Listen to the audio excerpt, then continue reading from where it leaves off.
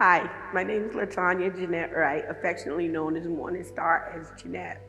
Today's meditation will be about Peter denying Jesus, and it comes from Mark chapter 14, verse 66 to 72. Now, as Peter was below in the courtyard, one of the servant girls of the high priest came, and when she saw Peter warming himself, she looked at him and said, "You also were with Jesus of Nazareth." But he denied it, saying, "I neither know nor understand what you are saying."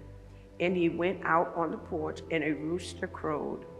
And the servant girl saw him again and began to say to those who stood by, "This is one of them, Peter." But he denied it again. And a little later, those who stood by Peter again, "Surely you are one of them, for you are a Galilean, and your speech shows it."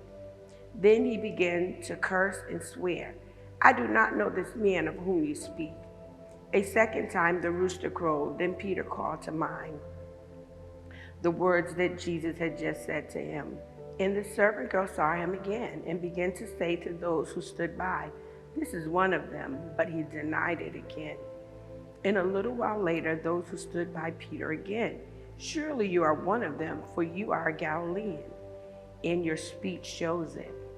Then he began to curse and swear, "I do not know this man of whom you speak." A second time the rooster crowed.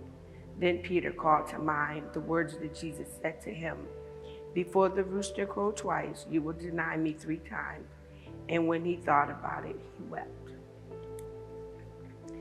In these verses, in Mark chapter 14, verses 66 to 72, we find 3 things. First, Peter denied knowing Jesus, just as Jesus said he would. Second, he cursed the ones accusing him of knowing Jesus. And finally, he wept. 3 times he was recognized to have been a follower of Jesus. He was recognized by being with him, by where he was from, and his speech. Today we may say our accent. But yet he still denied him 3 times.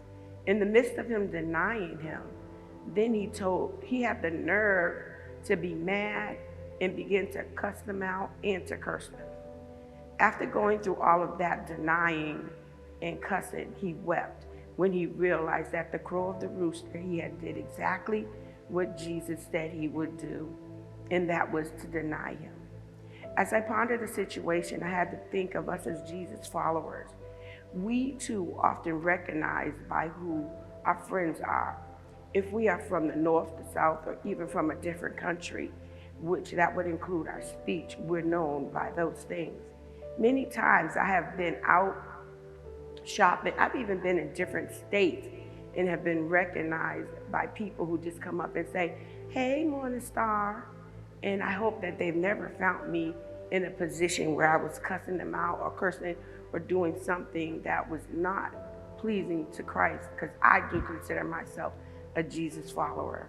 It's important that when we're out that we recognize who we're following in our actions. I hope they may have found me deep in thought, focused on the things that I was doing, or pretty friendly, but never denying who I was. When I think back, have I ever denied Jesus? And truthfully, sin is sin. It is important to acknowledge our sinful actions quickly. It took Peter 3 times for the same action before he acknowledged it, and then he began to weep, and he had the nerve to cuss people out.